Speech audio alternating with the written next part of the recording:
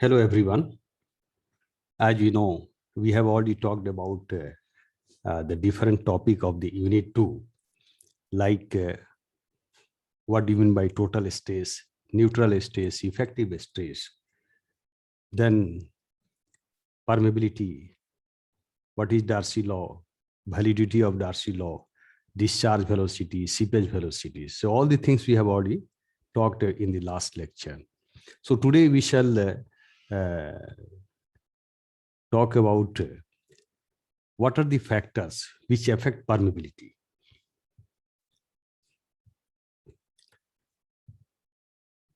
So based on the Parshall's law for laminar flow, Taylor has given a theoretical expression for the flow through soil medium as a permeability is equal to d square s is the size of the particle, density of water, viscosity of water or fluid, void ratio, and one constant is also there. So effective diameter or size of the particles also we can see. So based on this formula, we can find out, we can say what are the various factors which affect the permeability. So let us begin one by one. So first is we can see here, effect of size and shape of particles.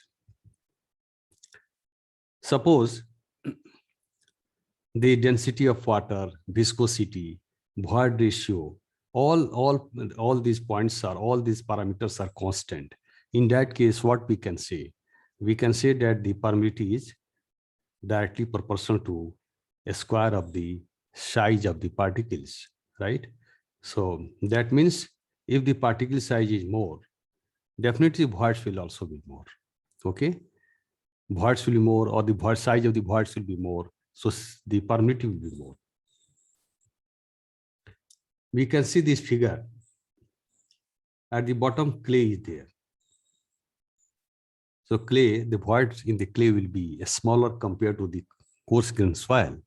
So you can see how this the layers, different soil layers above the clay, having the different size of the particles. So you can see the permeability is going to increase in the other layers because size of the particles is more. So it is also written there. Here also you can see for the large size particles, the voids, the size of the voids are more, so permeability will be more. Here you can see the small particles, the voids will be small, so permeability will also be small. So what we can say, the size of the particles influences the permeability. Size and shape, two things are there. So size indicates normally the diameter, and the shape indicates whether the particle is round, sub-rounds, or having the angular projections. So the shape and size both influences the permeability. The next point we can see, effect of properties of pore fluids. Here, suppose the void ratio is fixed, void ratio is constant, particle of size is also constant, C is already constant. So what we can say, the permeability is proportional to the density of water or unit weight of water, and inversely proportional to the viscosity of the water. Normally, when the temperature is going to change, suppose temperature is going to increasing or decreasing, what is going to happen? The density of water does not change much when the temperature is going to fluctuate, but it has a great impact or great effect on the viscosity, right? So that means if the viscosity of the water or viscosity of the liquid is high, in that case, what we can say, it will cause the resistance to the flow through the voids. Hence, lower will be the permeability. High viscosity, lower permeability, low viscosity, high permeability, right? So this can also be written as, suppose for the different temperatures, different permeability we are going to write here. Suppose K1 is the density of water by the viscosity. One we are writing because for the different temperature, here the permeability for the different temperatures. So we can also write this equation in this form. K1 by K2, eta 2 by eta 1. As I told you, for the different temperature, suppose for the temperature is 30 degree, in that case permeability viscosity will be like this, because this density will not be there, right? So for the permeability for temperature 27 degrees centigrade, what the permeability K27, so in that case the viscosity will be the 27 degrees centigrade temperature. What is the viscosity? What is the viscosity at 30 degree? So suppose the question or numerical is asked, the viscosity at a different temperature is given, right? And one permeability is also given. So the other permeability you can find out by this equation. So next we can see effects of void ratio. Effect of void ratio means what?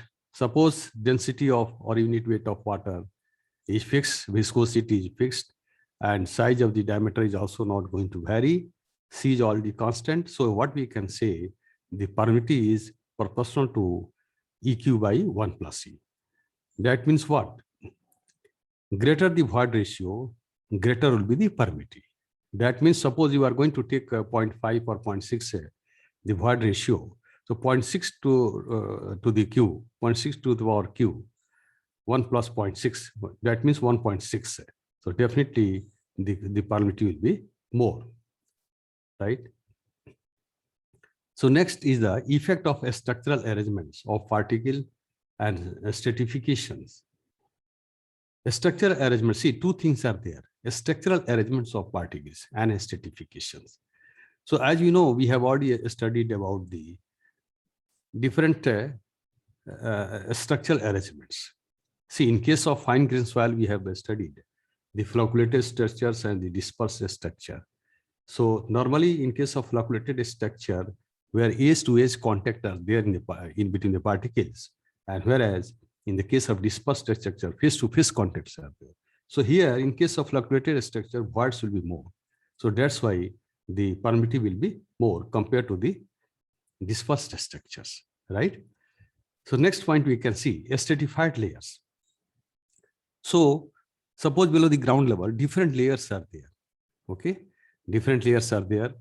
So the permeability depends upon the direction of flow of fluid or water.